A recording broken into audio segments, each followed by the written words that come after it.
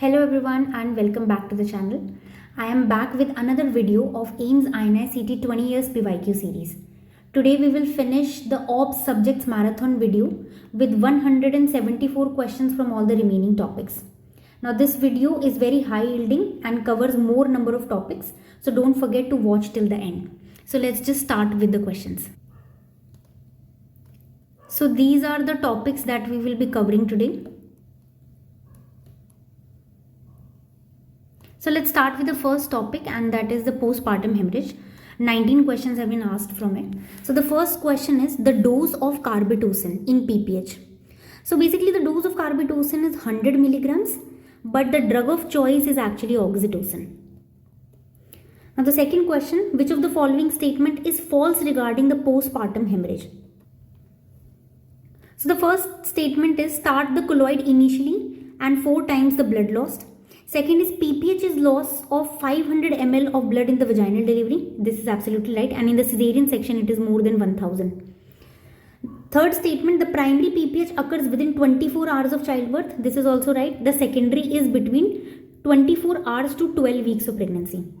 The fourth is it causes include retained placenta and atony. That is right, the 4 T's. So the wrong statement is this, and what is wrong in this statement is that we will start the colloids, but it will be 2 times of the blood loss.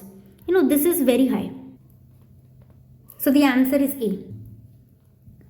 Now second question is what is the approved dose of misoprostol in the emergent management of postpartum hemorrhage? See, I told you the drug of choice is oxytocin, but if that doesn't work, then we can give misoprostol, and the dose here is 600 micrograms.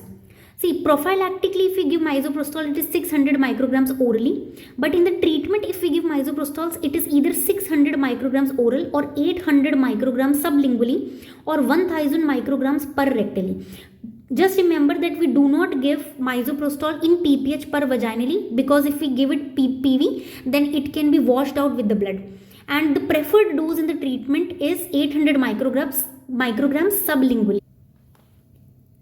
See, the same question was repeated. The dose of misoprostol is used orally to control the bleeding. This is 600 micrograms. Next question, what is the maximum capacity of the Buckley balloon which is used in the postpartum hemorrhage? See, the Buckley balloon can actually start from 150 ml and we can go up to 500 ml. So it is maximum capacity is 500 ml. Next question, all are used for postpartum hemorrhages except, see, for postpartum hemorrhages we can use misoprostol, we can use prostaglandin F2 alpha. We can use specifically in the treatment of PPH, but if we have to use it prophylactically for the prevention in the active stage of active management of third stage of labor, we do not use carboprost, but in the treatment we do use. And oxytocin is the definitely drug of choice. Ritodrin is not used, so this is the answer. All are used in the PPH except mifepristone can be used. Sorry, mifepristone will not be used. Carboprost can be used. Misoprostol can be used. Ergometrin can be used. Mifepristone is used in abortion and not here. Next question, use in the treatment of PPH. So I told you misoprost, carboprost and methyl ergometrin. Risk of Asherman syndrome is highest in dilatation and curettage, which is done for. See, Asherman syndromes are basically the uterine adhesions and synechias which occur post-trauma or after any surgical management of the uterus. So, when the risk for the Asherman syndrome in dilatation and curettage is highest when it is done for PPH. Because there are already retained placental tissues, and plus when we do the curettage, it hurts the uterus more. So the curettage should be performed with caution. And this is the more information on Asherman syndrome. It is a major side effects of dilatation and curettage or after the surgery of a uterus. See, it is caused by the trauma of the uterus because of the scrapings or cleaning. Now next question is a woman with placenta previa delivered a baby. She had excessive bleeding and shock, most likely complication after resuscitation. This will be loss of menstruation. This I also told you in the previous video. Next, the dose of carbetocin used for PPH, again 100 micrograms. So see how many times it has been repeated. Now next question is a mother went to shock just after the normal delivery, vaginal delivery, most probable diagnosis. Now most of you might be thinking that the answer is PPH because the most common cause of shock after the delivery is PPH. So I just want you to learn these 4 points, that most common cause of death after the delivery is PPH, And the most common cause of shock after the delivery is also PPH. But most common cause of shock immediately after the delivery. PPH occurs mostly after 30 minutes and so. But if the shock is occurring immediately after the delivery and you're not able to find out the cause, the most common cause is uterine inversion. And for unexplained shock, the cause can be amniotic fluid embolization. So here the answer would not be postpartum hemorrhage, it would be inversion of the uterus, because they've written just after the normal. So you can see after a full-term normal vaginal patient went into shock, the most probable cause is, so that is inversion of the uterus. Don't mark PPH, this is not the answer. Now another very important question, the shock index, which is the heart rate is to systolic blood pressure. This can be used to know the severity of the bleeding in case of hemorrhage. What is the following? Which of the following is most indicative for significant PPH? Remember, the normal shock index is actually 0.5 to 0.7. When PPH occurs, the heart rate is going to rise and systolic blood pressure is going to fall. So this index is going to rise. And when it becomes more than 9, the mortality because of the hemorrhage keeps on increasing. So the answer here is the D1, 0.9 to 1.1. Now with that we have finished the PPH questions. Now let's come to the placenta. 9 questions have been asked from it. So the first is, a pregnant woman delivered a baby with a normal expulsion of an intact placenta. After half an hour she started bleeding for a vaginum. See, half an hour. And on examination she was hypotensive. A boggy mass was palpated per abdomen. USG showed retained placental tissue. What is the most common diagnosis? See, normally we saw that the placenta had been expelled out, but still if we see on ultrasound that placental tissues are remaining, it is most probably that there might be 2 lobes of the placenta. So the answer here is placenta sexcenturiata. A bigger intact placenta has been expelled out, but the smaller one is still remaining, and that is causing the PPH. Now next, which of the following modalities are used for the diagnosis of the placenta accreta? So you all might be knowing what is placenta accreta, increta and percreta. So the modalities which will help in diagnosing it will be ultrasound, MRI and Doppler. So angiography will have no role because no vessels are involved here, and X-ray though is contraindicated relatively in the pregnancy, so this will not at all be the answer. So the only options left are 1 and 2. So the answer is, and see this image. So these are the types of morbidly adherent placenta. So this is normal. You can see serosa, myometrium and endometrium. But in accreta, the villi are attached to the myometrium. In the increta, they invade the myometrium, and in percreta, they penetrate. So how you are going to remember? See, A for accreta, A for attached. I for increta, I for they invade the myometrium, and P for percreta, they penetrate the myometrium. So A, I, P. Now this next question, a 22-year-old Gravida 3 para 2 delivers a normal child. Following the delivery of an intact placenta. Following delivery, lady develops severe vaginal bleeding after 30 minutes. And on sonograph, there are retained placental tissue. So I just now told you the suspected type of placenta is placenta succenturiata. The 2 lobes out of which the smaller lobe has retained inside and has caused the PPH. Now the next question, the following are correct regarding the normal placenta except. See, placenta weighs at term around 470 grams. Yes, it weighs around 500 grams. So the statement is right. Second is extraplacental membranes and 2 umbilical cords are present. See, you all might be knowing the 3 umbilical, this is not umbilical cord, it is umbilical vessels. 3 umbilical vessels, 2 umbilical vein and 1 umbilical artery is present. 2 umbilical artery and 1 vein is present, and the left is, it obliterates. So this statement is wrong. Round oval with 22 centimeter diameter. Yes, the placenta is 20 to 25 centimeters in thickness, in diameter, and the thickness is 2 to 4 centimeter. And if it becomes more than 4, then we call it placentomegaly. So the answer here is C. Now the next question is, the given image depicts. See, you can see 2 lobes, so it is definitely succenturiata.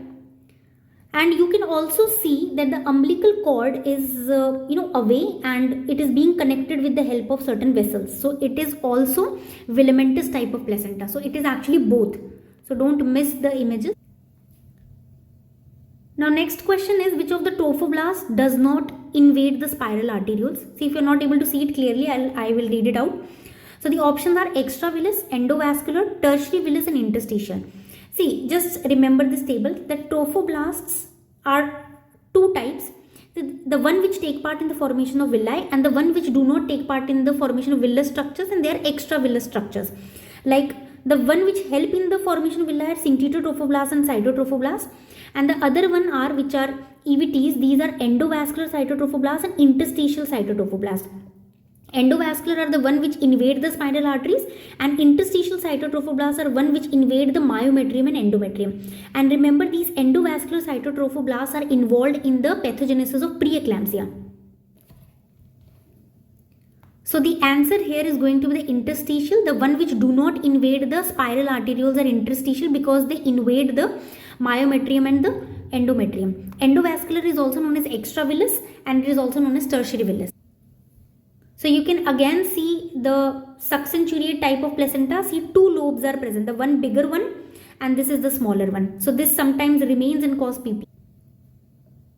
And next image is basically the circumvallate type of placenta, where the umbilical cord is attached from the periphery, and the main lobe is actually connected with the help of certain vessels. So this is circumvallate. Now let's come to the third topic, and it is jaundice in the pregnancy. So 5 questions have been asked, and the most common question which are asked from this topic is about the intrahepatic cholestasis. So I think you need to have certain basic knowledge about this topic. See, pruritus is the most common presenting symptoms, and it mostly presents after 30 weeks. And it is also known by other names like icterus gravidarum or obstetric cholestasis. Now just remember these two major points. In obstetric cholestasis, never the serum bilirubin will be more than 5 mg per deciliter, and the ALT or the serum transaminase level will always be less than 250 international units per deciliter. And the recurrence in the future pregnancy is very, very common. And the treatment's drug of choice is ursodeoxycholic acid. We can give antihistaminics for the pruritus symptomatic treatment. Cholestyramine will also help in reducing the bile acid by reducing the cholesterol, and vitamin K for liver deficiency. This can be added. But the drug of choice is ursodeoxycholic acid. Now with this, you can know the most common symptom is pruritus, which is itching.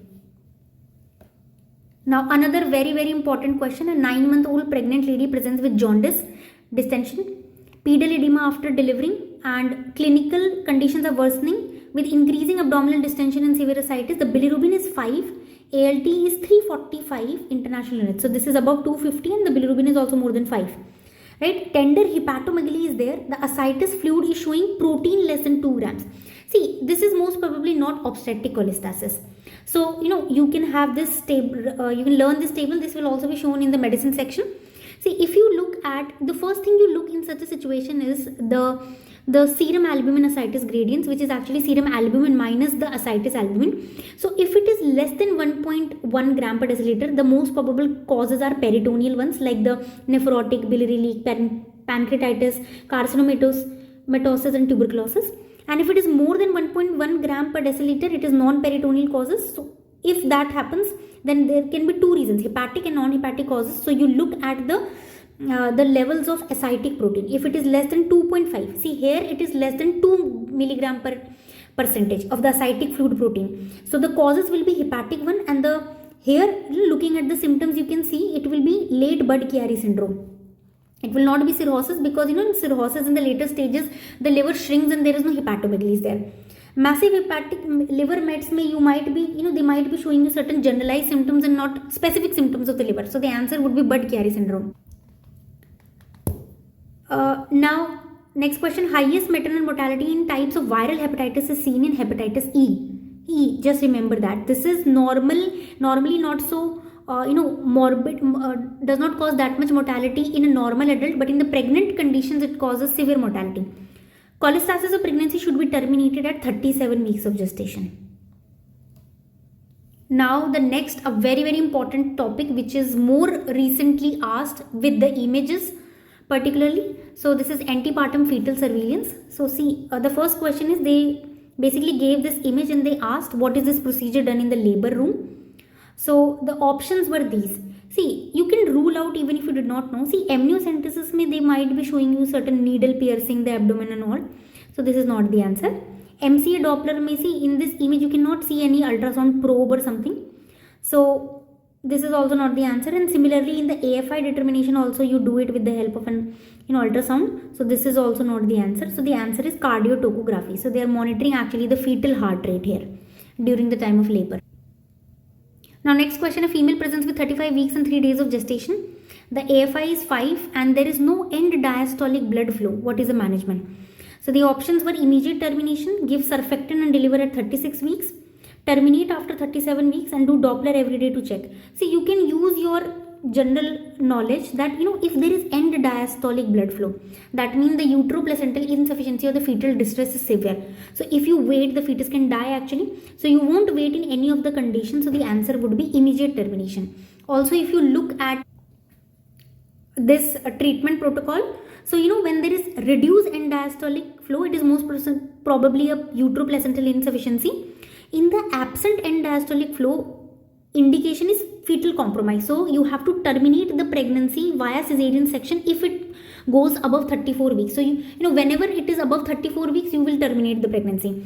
Now in the third one, which is reverse end diastolic, where it indicates impending doom of death. So the pregnancy must be terminated immediately, specifically if it reaches more than 32 weeks. So here the criteria is 34, here it is 32. So this way also you could have solved this question, since it is 35, so you could terminate it easily. And I hope you all might have seen these images, because these images are most recently asked in the NEET.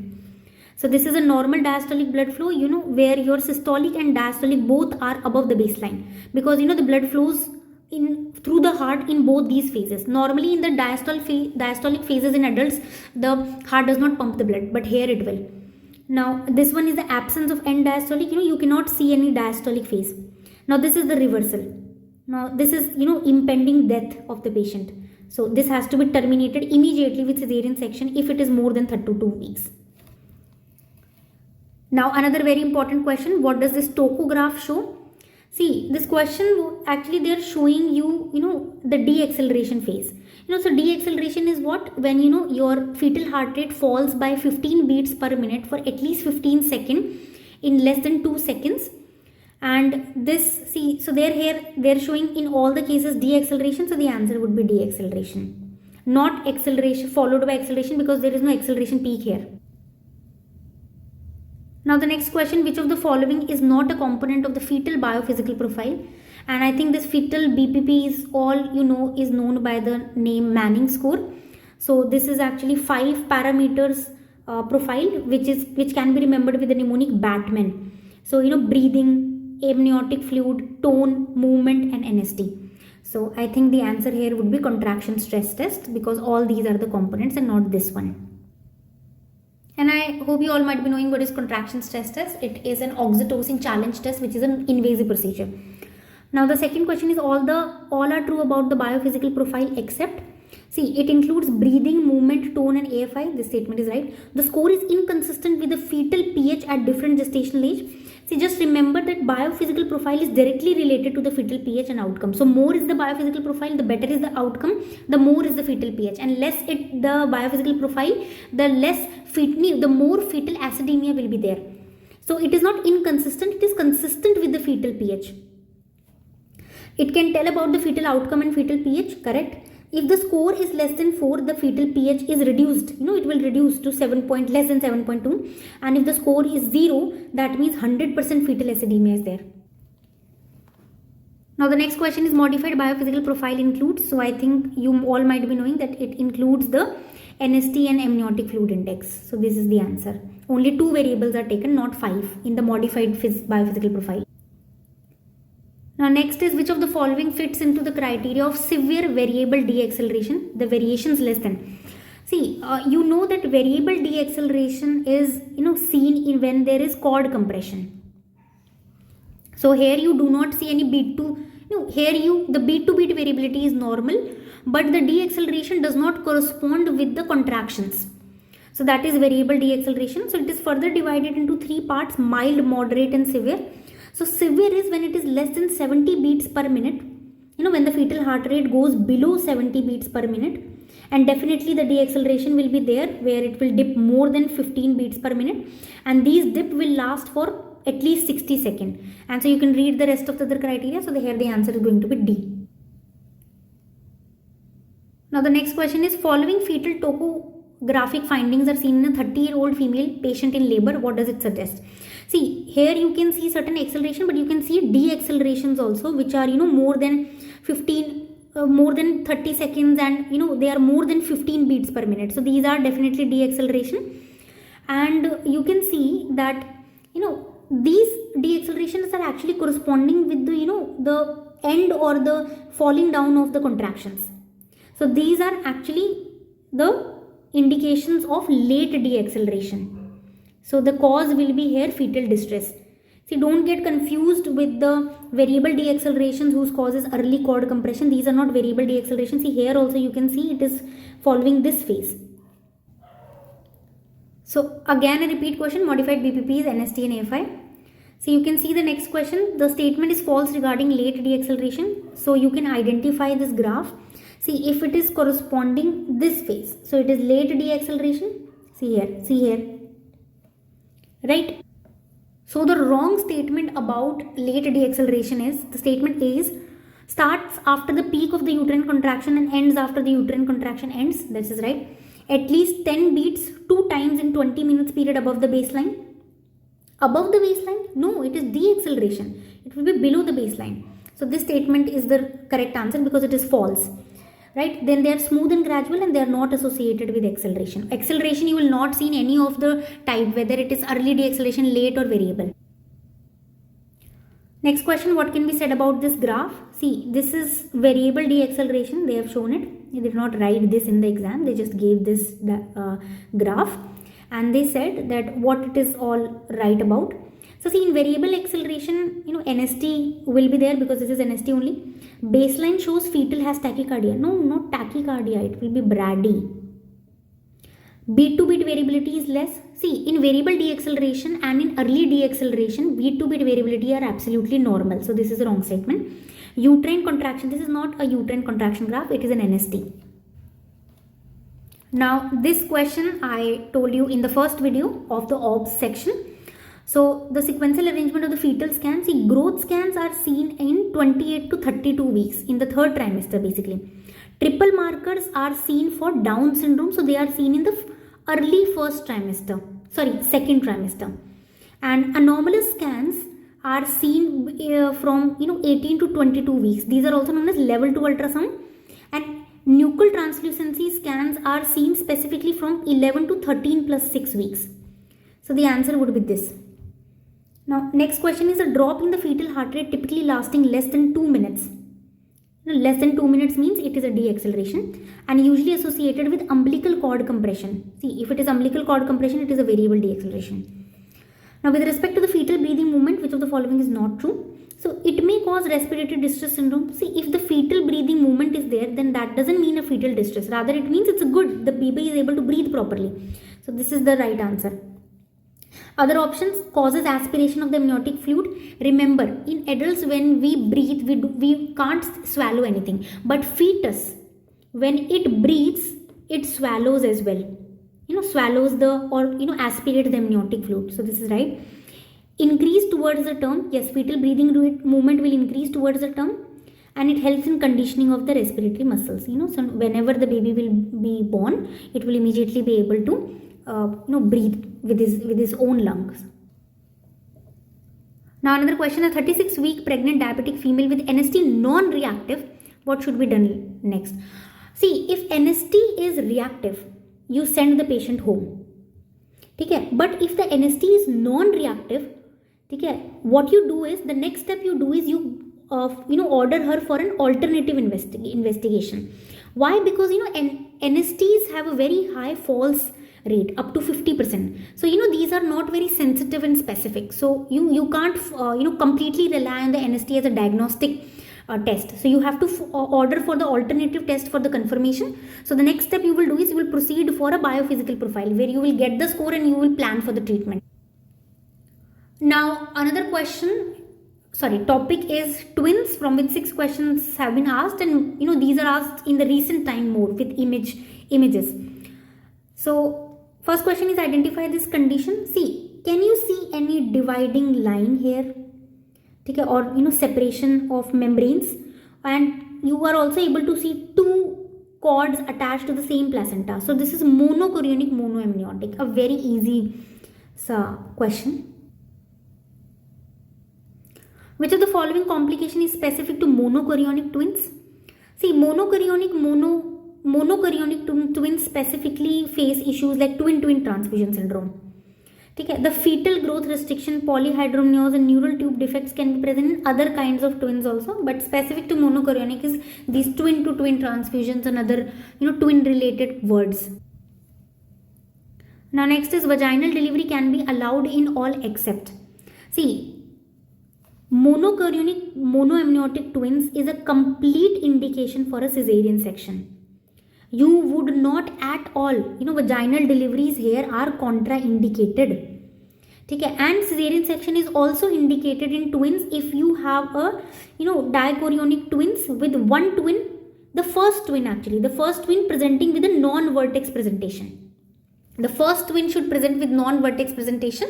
If the first twin is presenting with vertex and the second is presenting with other non-vertex presentation, then that is not an indication for cesarean section. So here, Monteau anterior breech, extended breech, or dichorionic twins with first vertex, these are not the indications for cesarean section or contraindications for vaginal delivery. The only contraindication is monochorionic monoamniotic twins. Next question is craniopagus is defined as, it is defined as fusion of the heads, never the spine word. Next is twin discordance is differentiation of two twins with 20 to 25% difference in the larger twin. So, when the difference between the two twins is weight is actually, 20 to 25%, then it is twin discordance. This is not IUGR. See, what IUGR states as definition is, if the weight of one twin is less than 10% of the normal baseline, normal average jo fetal. So let's start with the next topic, that is Rh negative pregnancy. So 9 questions have been asked from it. So the first question is 28 weeks gestation. Amniocentesis reveals a delta OD of 0.2, that is at the top of the third zone of Lilly's curve. The most appropriate management is. So I hope most of you might not be knowing what is Lilly's curve. So this is actually to define, it is to define the level of bilirubin and to predict the severity of the hemolytic diseases after 27 weeks, and it is used in the Rh negative pregnancy. So here we have 3 zones, the third, second and first. So the red one is the third one, and whenever we get the third one, we repeat the amniocentesis again after 1 week. So we can confirm the diagnosis. So coming back to the question, the most appropriate management will be repeating the amniocentesis after first week. Now the next question is, what is the best time to give anti-D to a pregnant patient? So it is 28 weeks. So the next question is, a non-immune hydrops is seen in all except. See, a non-immune hydrops, in immune hydrops difference is that in immune hydrops, the reason is red cells autoimmunization. And in non-immune, the causes are others like, cardiac, chromosomal, hematological, lymphatic and infectious, and the most common being the infectious one. Among which the most common is a parvovirus B19. Other causes can be syphilis, cytomegalo, rubello, varicella and herpes and others. But HIV will not at all be causing non-immune hydrops. So remember HIV, this question was, asked previously and now it was repeated in this format. Now the next question is, the anti-D vaccine is not given in which of the following conditions? See, anti-D vaccine is given whenever there are a chance of exposure of blood, the fetal blood to the mother. The mother blood to the fetus. So, amniocentesis is 16 weeks, manual removal of the placenta, and MTP will, bring about the exposure. But intrauterine transfusion at 28 weeks will not. So, this will be the answer. Now, an Rh negative mother, ICT negative, was given anti-D, during 28 weeks, which is the following is the ideal one. See, the first statement is no need additional dose since she is ICT negative. See, she is Rh negative, so even if she is ICT negative, we have to give the additional dose. And the another dose of anti-D is given at 72 hours postpartum depending on the baby's blood group. So if it is ICT negative, we will first check the baby's blood. Okay, if that is positive, then we will give 72 hours pay. After postpartum, we will give the another dose. And if it is not negative, then we won't give another dose of 72 hours irrespective of the baby's blood group. No, depending on the baby. If it would have been ICT positive, तब तो फिर कोई देने का कोई फायदा ही नहीं था. But अगर वो ICT negative है, तो we'll check for the baby's blood group and then we'll give the second dose, because we have already given the first at 28 weeks, which is the ideal time for the first dose. Now the next topic is cesarean section, from which 11 questions have been asked. A woman presents with prolonged labor in the emergency. She is being taken for cesarean section. Which of the following is the correct position in which the nurse should keep the patient on the OT table? See, the correct position, when the patient is taken for cesarean, is supine with wedge under the right hip. This will actually relieve the pressure from the inferior vena cava and will increase the preload. See, prone position mein, it will compress the inferior vena cava and the blood flow. Semi-fowler irrelevant, and Trendelenburg's is specifically for the cord prolapse. I showed this question in the last video. Now next question, this I have shown you in the instrument section. So this is basically a Doyen's retractor, which is used in the cesarean section to retract the lower abdominal wall in the uterine and the bladder to expose the lower segments of the uterus. So next question is, which of the following instruments are used in the cesarean section? See, this is a long list, but you could have ruled it out. So definitely you will not use the Cusco speculum. It is used in the OPDs and not in the OT for the cesarean section. Doyen's retractor you will use, Parker's blade you will use. See, among these two, Ellis forceps you will use, not the Schrodker's uterine clamp. Okay, these are basically used in the prolapse surgeries and also not here. Now the next question is, which of the following is true regarding the perimotum cesarean section? See, what does perimotum cesarean section means? See, if the cesarean section is done in a lady who is going to die, or just immediately after her death, if it is after some time, it is postmortem cesarean section, for which we prefer the cesarean section. Postmortem delivery, for which we prefer the cesarean section. In the perimotum also, we follow the classical type of cesarean section. We just have to basically here the classical one is preferred because this helps to significantly reduce the maternal and the fetal mortality. If lower section cesarean section will not be done, the fenestrilian incision is also for this only, and it is not done in OT. The guidelines do not say whether it should be done in OT or not. They merely say that this should be done in a place where you can immediately save the life of both. So next question is the scar rupture risk in previous LSCS with lower segment scar is. So LSCS में the scar rupture risk is only 1.5 to 1% होता है. So this is the answer, but in classical one it is 4 to 9%. Now the next question is, studies have shown that complications of prematurity, IUGR, are not affected by the time of cesarean section. What is the recommended timing of cesarean section? So basically, if a woman comes to you and she demands that you do her cesarean section, it should not at all be done before 39 weeks as per the guidelines. Okay? And if it is done on the request of the mother, there should be some associated condition and not for her convenience. If she is asking it for the pain relief, rather tell her about the alternatives for that. So just remember that cesarean sections ka recommended timing is always more than 39 weeks. A cesarean section was done in the previous pregnancy. All the following would be the indications for elective cesarean sections except. Okay, so she already had a previous cesarean section. So what will be the indication that you will again repeat the cesarean section in the next pregnancy, and that also electively? See, you can do it for breech, for macrosomia and postpartum, but never for polyhydramnios. This is not an indication for a repeat cesarean section. See, what are the indications are? Specifically if you have recurrent labor dyssocia or cephalopelvic disproportion. See, one time cephalopelvic disproportion does not mean that you again have to do cesarean section. If it is repeated, you have to suspect that in this pregnancy also there might be cephalopelvic disproportion. Other causes are if you have done more than 2 lower segment cesarean section, or more than one classical cesarean section, or there was a past history of uterine rupture or an unknown type of cesarean section, or a contracted pelvis. Other indications are malpresentations like breech, fetal macrosomia and beyond 40 weeks, that is postpartum, but never polyhydramnia. See, the answer is polyhydramnia.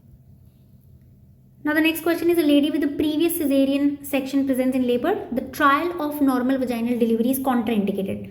Okay, so they are again asking that in which conditions you will be doing the cesarean section again. So trial of normal vaginal delivery as at all contraindicated if she had a previous cesarean, classical cesarean section. Okay, this is an absolute contraindication. Others are relative.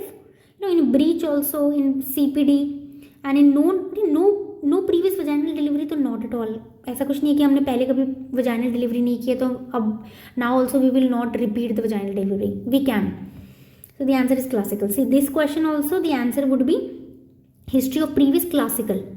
In other conditions you can try for a normal vaginal delivery, but in classical you will never do that, or in a uterine rupture also you will never do that. So I think you can look at the contraindications. Now the next topic is molar pregnancy. 8 questions have been asked from it. This topic is more relevant from the NEET exam. So the first question is high risk factors for the development of choriocarcinoma in a case of vesicular mole is. See, there are many high risk factors for a choriocarcinoma. Some are like HCG more than 1 lakh, international units per ml. Features of thyrotoxicosis are there, or bilateral theca lutein cysts of ovary are there, bilateral. Okay, a very important question. A primary gravida in her 10th week of gestation presents with spotting. On examination, the uterus corresponds to 12 weeks. The transvaginal ultrasound was done and it is given below. What is your diagnosis? See, this is a peculiar snowstorm appearance. Snowstorm appearance. So this is hydatiform mole. Very easy to identify. Next is a patient with 12 weeks amenorrhea presents with vaginal bleeding. On examination, the cervical os is open and the uterus is 14 weeks of size. The USG shows snowstorm appearance. The answer is hydatiform mole, and that also complete. Snowstorm you find in the complete hydatiform mole. So the management for the complete mole is always suction and evacuation. You will not go for the medical management here. Okay, now such type of questions are also asked particularly in the INI-CT. The stages basically. A case of gestational trophoblastic neoplasm is detected to have metastasis in the lungs. Stages is, see, the first stage is when it is confined to the uterus. The second is when it is to the nearby surrounding structures including the vagina. The third is when it is to the lungs, and the fourth is to the, it metastasizes to other areas than lungs. So the answer is 3. So all the following can be the indicators of choriocarcinoma except. See, for choriocarcinoma, you need to remember this has a very close DD known as invasive mole. So there are very few differences among it. Like in the criteria, if there is a rise of the high serum HCG, it is choriocarcinoma. If there is a rise of serum HCG, it is chorio. But if it is plateau but high serum HCG, it is invasive. So another answers will be an increased number of theca lutein cysts have nothing to do with the choriocarcinoma. And then persistently enlarged uterus and suburethral nodule, which indicates actually the mets to the vagina. These are also certain indicators for choriocarcinoma, but not increased number of theca lutein cysts. See, this question came back earlier and now recently repeated. A 30-year-old primary gravida, 10 weeks, painless, bright red swelling. Examination में 12 weeks है. Sonography reveals this picture and this is a snowstorm appearance. Most likely diagnosis is a hydatiform mole. Now another very important topic, that is induction of labor, from which 20 questions have been asked, and most of them are recent. So these are the two only earlier questions used for the induction of labor. So for induction of labor we can use PGE1 tablets. Okay, PGE1 is actually misoprostol only, and PGE2 is dinoproston. What should not at all be used is PGF2 alpha like dinoprost, which is known as Cervi-prime gel. The dinoproston is Cervi-prime gel. Okay, dinoprost should not be used. Just remember this point. Okay, so basically from this chapter in the INI-CT, they are mostly asking this Bishop score and how to calculate it, or uski kya staging वगैरह होगी. So this is more important for the INI-CT paper. And if you are not able to mug up this Bishop score, I will tell you a trick that if the question comes, till now, whenever the question has come on the Bishop score calculation, always the answer was 5.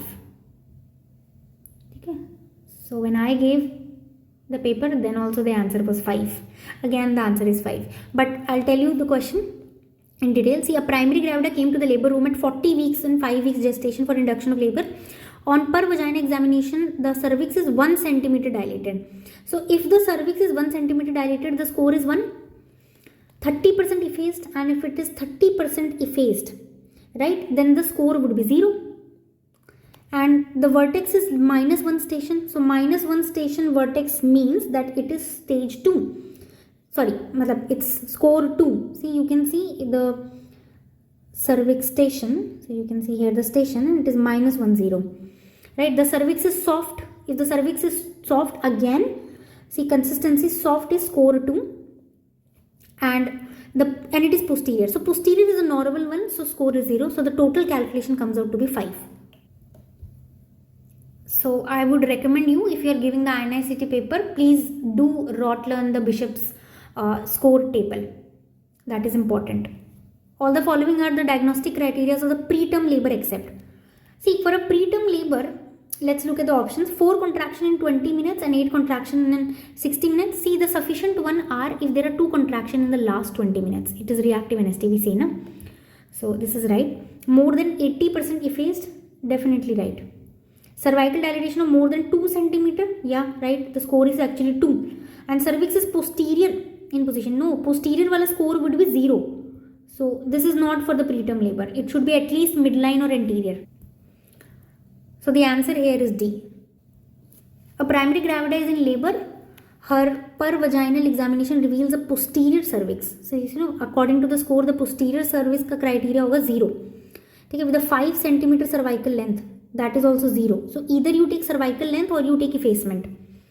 Okay, then 1 centimeter dilated hai, so that is a score of 1. Okay, the soft consistency score 2. Right, and head at -1 station again score 2. So the modified Bishop score is actually 5. See, again the answer is 5. Which of the following is not a component of the Bishop score? So you all might be knowing, see, cervical length, position, dilatation of the cervix, and effacement and consistency. These are the parameters. The type of maternal pelvis is not a component, so this is the answer. You need to mug up the components and the score. Now another question is, a 32-week-old female nearing her due date has been admitted following regular contraction. The resident doctor did an examination and told the intern that the head is +1 station. +1.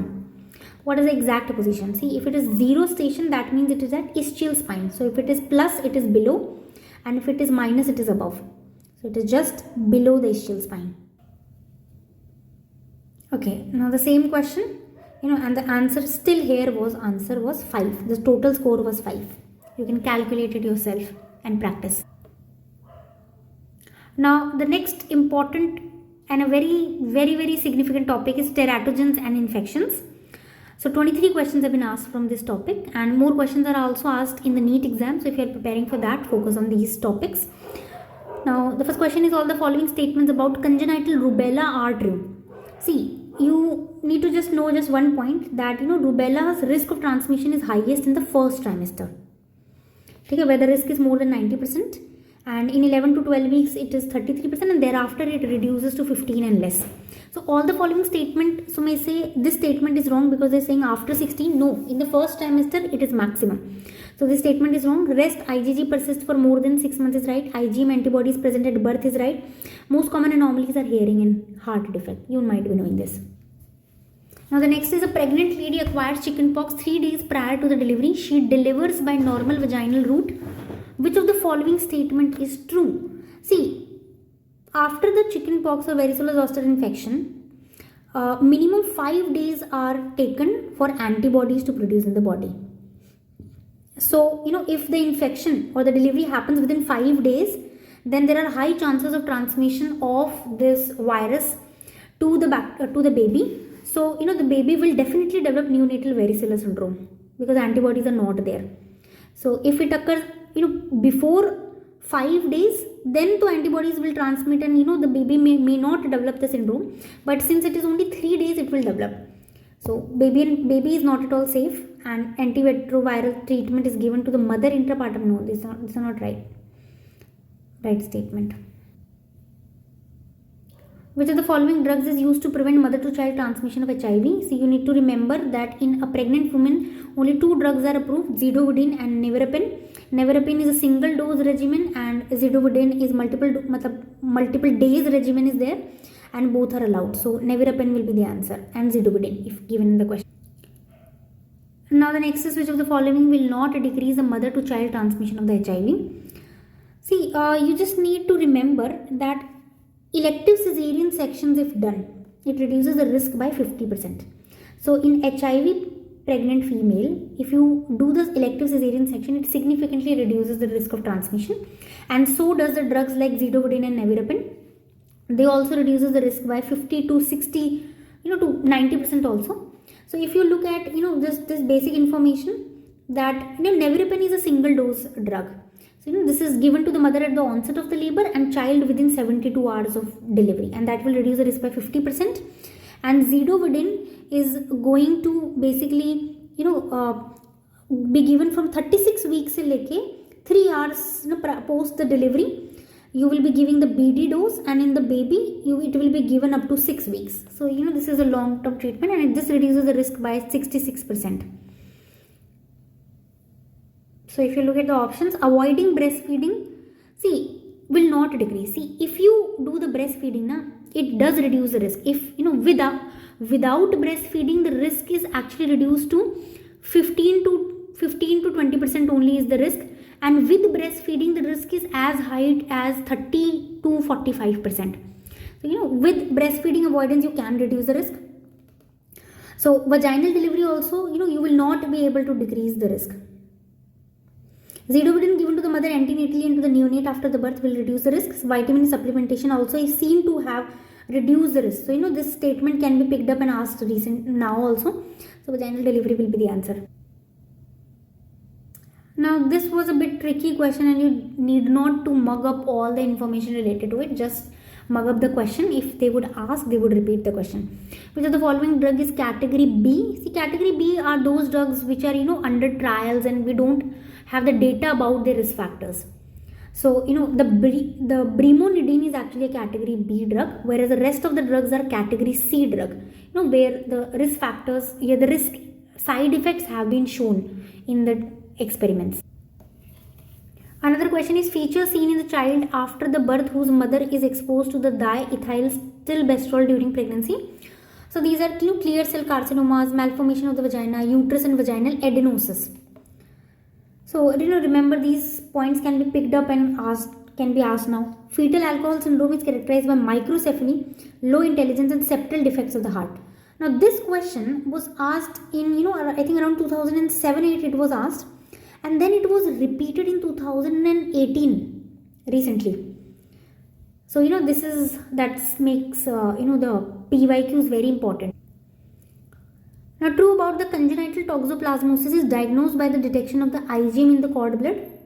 Ig is more sensitive than IgM, and dye test is the gold standard for IgM for toxoplasmosis.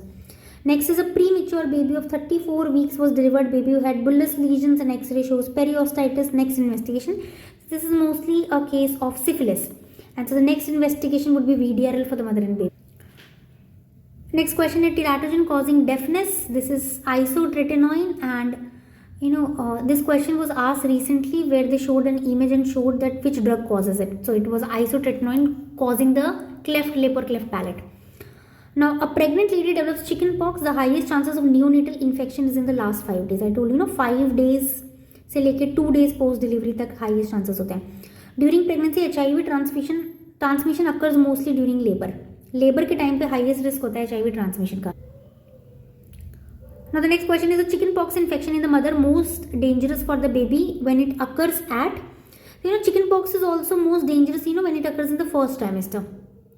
So the answer is 3 to 9. Earliest it occurs, the more dangerous it is, because antibodies would not have been formed. Now another question is, match the following teratogenic drugs with their teratogenic effect.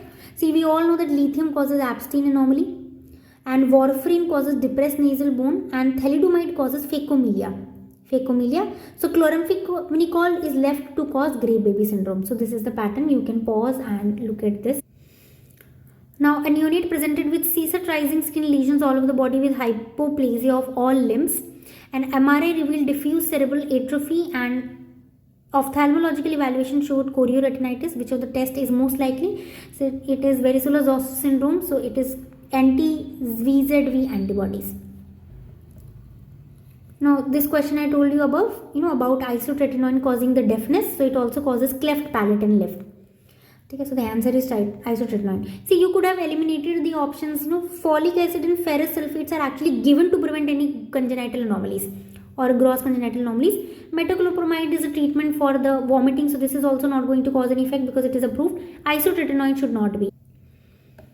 And many skincare products for anti-wrinkles and all, they all contain isotretinoin as a treatment. So that should be carefully used specifically after pregnancy. Now, the next question is, in a fetal alcohol syndrome, which of the following is not seen? See, this I showed you just above. It causes microcephaly and all. So, you could have eliminated this question if you've read PYQs, and the answer here was macrocephaly. Fetal alcohol syndrome never causes macrocephaly. It causes microcephaly, thinning of the corpus callosum, and holoprosencephaly, but never macro. Never macro. Now the next question is, the risk of fetal varicella syndrome is maximum when the mother is infected between 13 to 22. Fetal varicella syndrome. Causes of hydrops fetalis. See, I told you above. The most common cause is actually parvovirus. HIV तो बिल्कुल भी नहीं होगा. Cytomegalovirus and toxoplasma can cause, but the most common cause is actually parvovirus 16. So next is, a urinary tract infection in a pregnant lady in her second trimester is best defined by. See, if you don't know, then the answer is actually this: the growth of 10 to the power 5 coliform in a voided urine sample. If this criteria is met, urinary tract infection is present in pregnancy. Now another very, very, very important topic is normal labor, from which 22 questions have been asked. See, this question I've told you, the preterm labor fibers are actually T11, 12, and the normal labor pains are from T10 to L1. Which of the following is not true about the latent phase of the labor? And I hope you all might be knowing what does latent phase and active phase is. Active phase is more to do about the effacement, and the latent phase is more about the cervical dilatation. Okay, so the latest guideline actually says that when it is above 5 centimeter, it is the cervical dilatation has occurred, it is latent phase has started. See, I think you might be knowing the basic definition is active is when from the start of the uterine contractions. Now the active is start of uterine contractions se leke till the cervix is dilated by 5, 6 and sometimes 4 also by different criteria like WHO कुछ और कहता है, ठीक है, then ACOG कुछ और कहता है, ठीक है. So this is the criteria for the active phase, and latent phases post that till the complete cervix is dilated to 10 centimeter. Right, so this is a correct statement. They're asking the false statement. Begins at the end of the active phase and is a part of the first stage of labor. Correct. Patient may present with false labor due to mild cramps. See, never false labor. I told you, the start is actually from uterine contraction, the true labor pains. So the statement is wrong. Starts with the contraction of the uterus. Correct. The statement is right actually. So the answer here is this. Next question, all the following are true about the augmentation of labor except. So false statement they're asking. Twin pregnancy precludes the use of oxytocin. See, there is no guideline which states that twin pregnancy where you cannot use oxytocin. So this is a wrong statement. Amniotomy decreases the need for oxytocin use. Yes, if you augment it via rupture and amniotomy and all, oxytocin requirements are reduced because both actions or the purpose is same. Method of augmentation dose does not increase the risk of operational management. Yes, this is absolutely right. That augmentation will not increase your risk for cesarean or other condition.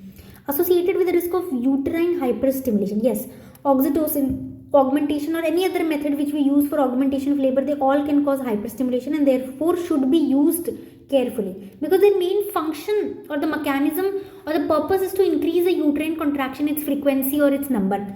So it can cause hyperstimulation. So the answer is this, A.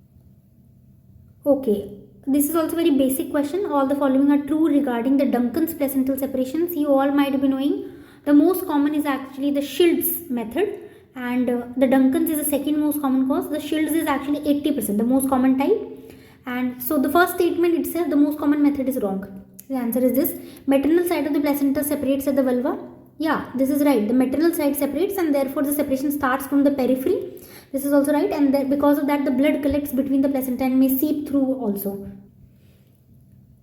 Now next is, all the following constitutes the active management of the third stage of labor for the prevention of PPH. The direct injection of oxytocin after the delivery of anterior shoulder. See, not after the delivery of anterior, just immediately after,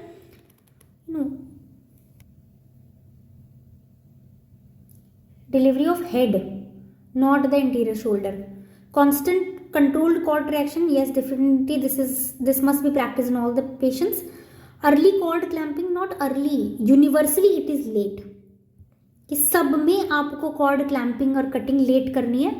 only in certain exceptions like RH negative pregnancy में when you are confirm then you will do it delayed. Prophylactically misoprostol can also be given. This will also increase the contractions, and this is better to give if if the patient is asthmatic. Now next question is a 38-week primary gravida presented to the labor room with minimum labor pains and contractions. On examination, cervix is 2 cm dilated, 50% effaced. The pulse and the BP is normal. What should be next done? See, the patient is stable, her cervix is dilated and effaced, but contractions are not occurring. So what you will do is, since she is a primary gravida, these things you miss, don't forget. So in primary gravida, normally also the active and the latent phase are delayed a bit. So you will observe the patient and wait for increase in the uterine contraction, and then if they do not increase, then you will take the appropriate step. Next question, an episiotomy is to be performed in primary gravida in labor. Which of these is an advantage of mediolateral episiotomy? See, mediolateral is basically the most common method of episiotomy that we follow. So the reason of it is actually it has less chances of extension. Yeah, it will not extend and will not cause damage to the anal sphincter or rectum as it goes behind, because it is mediolateral. Okay, so it can be extended also mediolaterally, but here the extension will not cause damage to the anal sphincter. See, it was actually a confusion of English words. So it can be repaired at ease. No, it cannot be repaired at ease. It is difficult to repair. Midline episiotomy is easy to repair, and in the mediolateral the blood loss is also more. So this is also wrong, and fewer breakdown is also wrong statement. Less chances of extension is the right answer. Okay, so basically INICET sometimes asks very vague questions. So they asked very recently, what is vagitus uterinus? So this is actually the cry of the baby in the womb. Just before the baby is going to deliver, the baby can sometimes cry, and that is known as vagitus uterinus. Arrange the following in sequence. So normal stages of labor are very important for INICET and as well as NEET. So see, among these options, the first is going to be engagement, and then you are going to see the crowning, the visible head at the vulva, and then you are going to see restitution, which is actually not a separate step. It is a part of external rotation only, where 1/8 of the shoulder is going to rotate without rotation of the head, and then external rotation of the head occurs, and D is the option.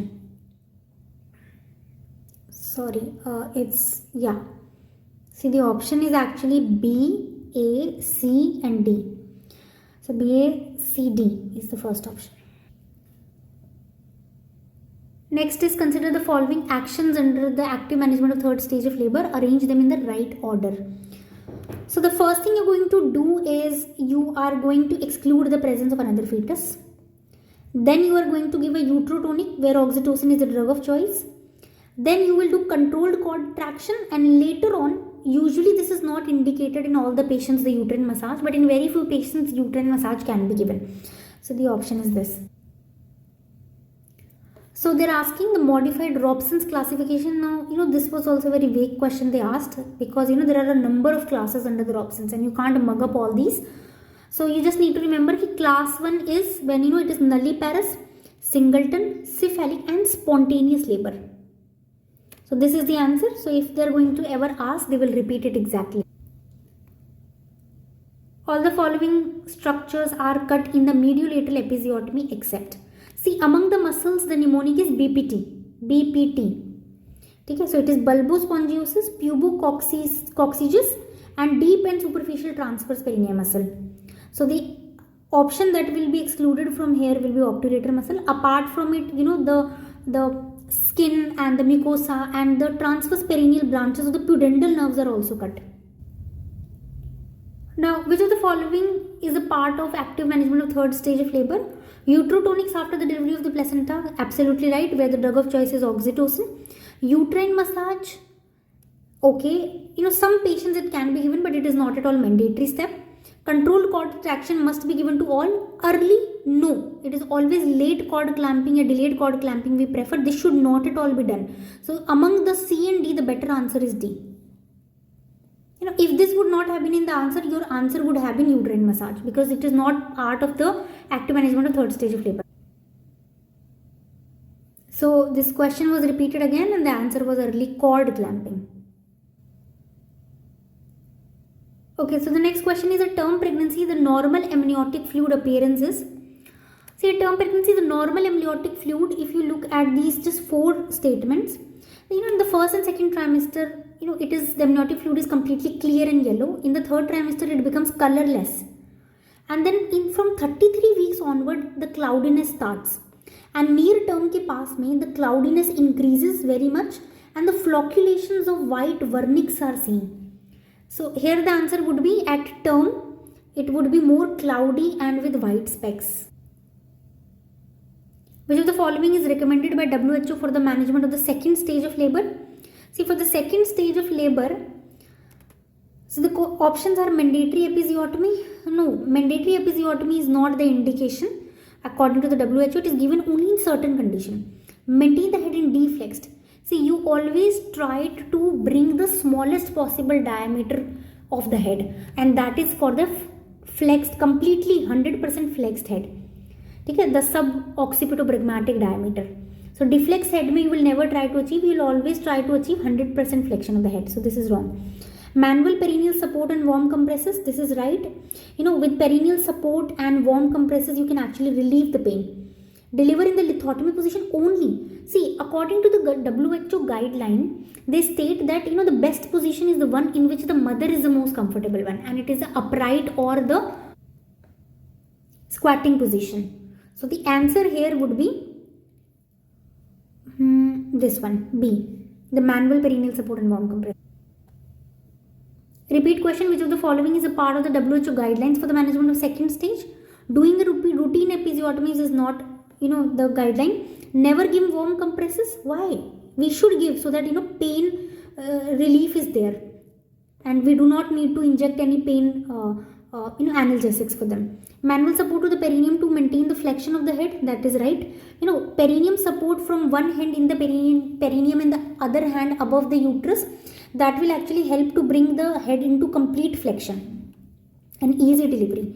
For this, perform the labor in lithotomy position. No, the most comfortable is squatting or the upright, whichever is the most comfortable to the mother. Now, there are certain indications for episiotomy, like shoulder dystocia, macrosomia, malpresentation, specifically, where the diameters are large. Recurrent OP position is not an indication for episiotomy, but if it is recurrent, it can be an indication, and operative vaginal delivery. Now, the next topic is actually preterm labor. So the next topic is preterm labor, from which 17 questions have been asked. So the first question is, known side effects of tocolytic therapy is, too much tocolytics can actually cause hypotension, hyperglycemia and tachycardia. Associated with chorioamnitis can be abruptio placenta, endometritis and preterm labor. Drugs given to reduce the uterine contractions during the preterm labor with least side effect. So, you would prefer any drug which is, more of physiological to the body, and it also helps in, reducing the uterine contraction. So, progesterone is the best one because it helps in maintaining the pregnancy and therefore reducing the contractions. And a very important point, that endomethacin is a tocolytic of choice when magnesium sulfate is being used. Another point, G3 with previous second trimester abortion present with 22 weeks of gestation, abdominal pain. Ultrasound shows funneling of the internal os. The ideal management is, see, here you will do McDonald stitch for cervical incompetency. Next question, the dose of dexamethasone given to the mother in anticipated preterm delivery is, so you all might be knowing the dose of dexamethasone, it is 6 milligrams 12 hourly. Now the next question is, all the following are the diagnostic criteria for the preterm labor except. So false statement you have to tell. See, for the preterm labor, you must be knowing that 4 contraction in 20 and 8 contraction 60 minutes. This is an absolutely right statement. More than 80% effaced. Cervical dilatation of more than 2, but cervix posterior in position, this is wrong, because it has to be at least in the anterior midline. This is Bishop score 0 actually in that criteria. So this is the answer, and as I've told you this earlier also. This is again the repeat question, and here they said 4 doses, 12 grams, 12 hours apart. See, this question has been repeated recently 4 times. Which of the following cerclage procedure would be done in a non-pregnant female? See, the Lash and Lash cerclage, the Worms cerclage, the Benson and Durfee cerclage, these are all for cervical incompetence in a pregnant female. If you have to do it in a non-pregnant female, it always has to be a laparoscopic cerclage. Next question is, in preterm labor, which drug has neuroprotective role? And I also told you in the pre-eclampsia, in order to prevent the development of eclampsia, we give magnesium sulfate, because that prevents seizures and all. So neuroprotective, if you have to say, it is magnesium sulfate. It is tocolytic as well as it is neuroprotective. So the best answer is magnesium sulfate. Next question is, G3P2 presents with 9 weeks of amenorrhea. History of conization is there a year ago, and in the currently follow-up, no recurrence on the pap smear. History of preterm labor at 30 and 32 weeks is there. What is the next step of management? See, here, we don't know the current status here. Her pap is normal now, but she already has history of preterm labor. Okay, so first you have to assess the cervical length. The first and foremost thing always is to ascertain your findings. Okay, without taking any drastic steps. So first you are going to do is this question when came, most of the people marked as cervical cerclage. But no, the first was you will look at the cervical length, and if it is abnormal, only then you are going to go for cerclage. So basically cerclage is done when there is short cervix on ultrasound, when you are confirmed. Recurrent pregnancy losses and cervical incompetency confirmed. Another question, a woman with 31 weeks of gestation presents with lower abdominal pain. The clinician concerned if the patient is in preterm labor. Which of the following is the most appropriate step? See, this question was also of exclusion. See, alpha fetoprotein, beta HCG and PAPPA, these are all the markers for Downs, I hope you remember, or for other anencephalies. But fetal fibronolactin is actually a marker of the preterm labor. Now this is a glycoprotein which is secreted into the maternal blood or in the amniotic fluid. And this basically is a marker for the preterm labor when it is present in the cervical or vaginal secretion. So you can look at it. It helps in intracellular adhesions during implantation. Next question, a female comes to gynecology OPD for preconceptual counseling with 2 prior second trimester abortion. What is the next investigation you will advise? See, I just now told you, you will not take any drastic step. You will first go for pelvic sonography. You need to first find out the real cause behind it. Now another very important topic, the abnormal labor. 19 question have been asked. See, the first question is, the most common cause of occipito-posterior position of the fetal head during labor is android pelvis. And you all might be knowing that android pelvis, is a male kind of a pelvis. The female one is the gynecoid one, which is the most common one. And occipito-posterior is most common when it is android pelvis. Now coming back to the second question, after coming head of the breech have difficulty in delivering the condition. So this question was repeated recently, so look at it carefully. So, whenever there is an extension of the head or hydrocephalus or incomplete dilatation of the cervix, these are the 3 conditions, when the incoming head of the breech can have difficulty in delivery. Right? Now, the next question is management of a patient with occipito-posterior position. So, here only you will watch and wait for the progress of the labor. See, occipito-posterior is an abnormal position, but वो इतनी severe नहीं है. Next question, complications you would accept during internal podalic version in case of a transverse lie. See, these are, very difficult procedures and they can immediately result into uterine ruptures. So you have to be very careful with that. And constant monitoring, you will do it. A woman presenting with second stage of labor with PV finding in the anterior fontanelle and supraorbital ridge felt. See, if you are finding anterior fontanelle and supraorbital ridge, then it is a Brough presentation. If you would have, found the posterior fontanelle, then it would have been, the completely flexed position. Most common cause of breech presentation is prematurity. This is the most common cause of breech presentation, not any other condition. Now, true about the vacuum extractor. Now, just look carefully at these questions. They were asked, before 2011, and now they are being repeated many times. So, the minor scalp abrasions and subgaleal hematomas in newborns are more frequent with forceps delivery. The hematomas, and scalp abrasions are more with forceps. Sorry, the cephalohematomas, the bigger hematomas, they are more common with the vacuum, the ventouse delivery. But with forceps, only minor abrasions are there. Next question, a blood in the urine in a patient in labor, the diagnosis is actually obstructed labor. So, whenever you find during the labor that there is a bleeding from the urine, or there is a, there is a urine passing through the vagina, so you must suspect that you have caused injury to the urethra or the bladder, and there might have been a vesicovaginal fistula that has developed and resulting into this. Next question, a pregnant woman previous LSCS with hematuria, the diagnosis is basically prolonged labor. Why? Because there might have been any urethral or bladder injury, and that has occurred because of the prolonged labor. The most common cause for that is actually prolonged labor. Next question, which of the following complications are more common in the ventouse assisted delivery than forceps? See, subgaleal hemorrhage, cephalohematoma, intracranial hemorrhages, these are more common with the ventouse. You just apply the vacuum and then you pull. So it can cause damage to this. And since less skill is required in the ventouse, so more damage chances are there. But transient lateral rectus palsy is more common with forceps. So this is the answer. Next question, forceps are preferred over vacuum for the delivery because of the following reason.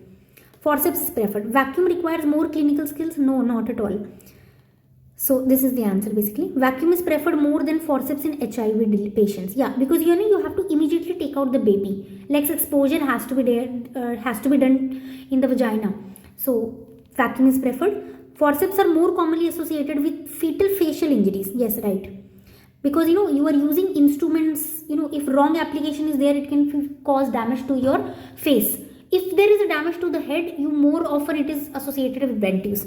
And vacuum has more chances of formation of cephalohematoma, a very common statement. So the answer is A. The aftercoming head of the baby in a breech delivery can be arrested by all the following accepted. See, this was repeated in 2019 and this came way back in 2005. So see how important question previous years are.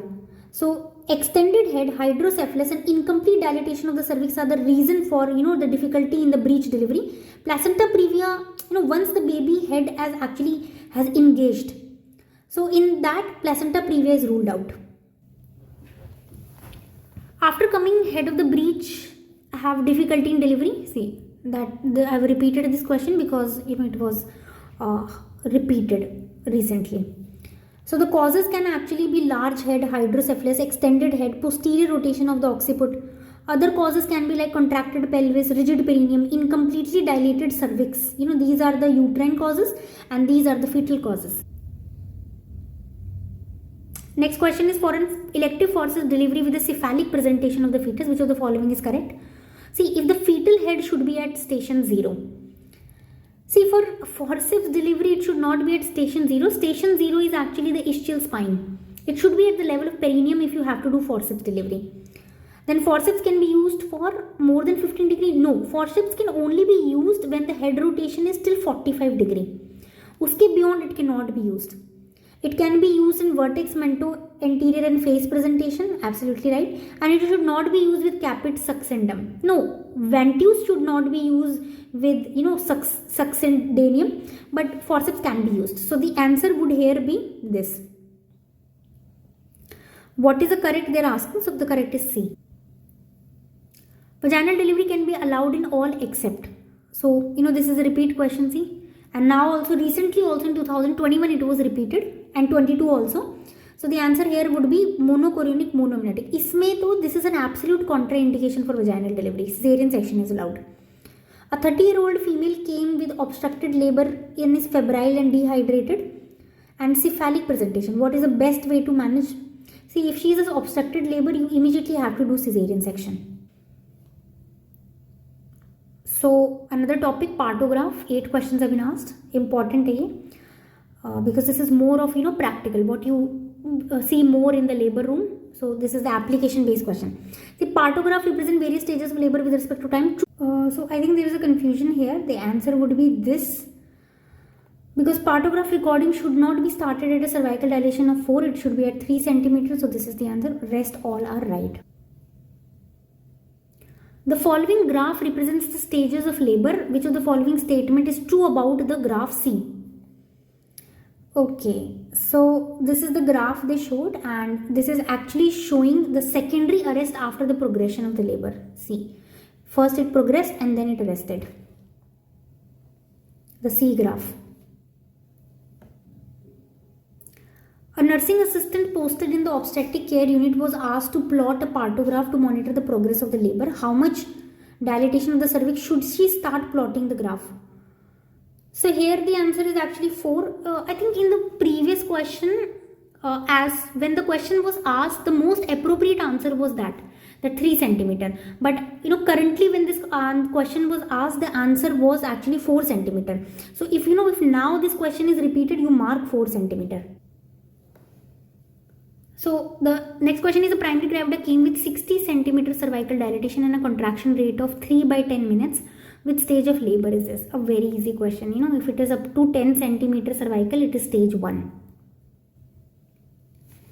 In partograph, where do you start plotting with the first contraction?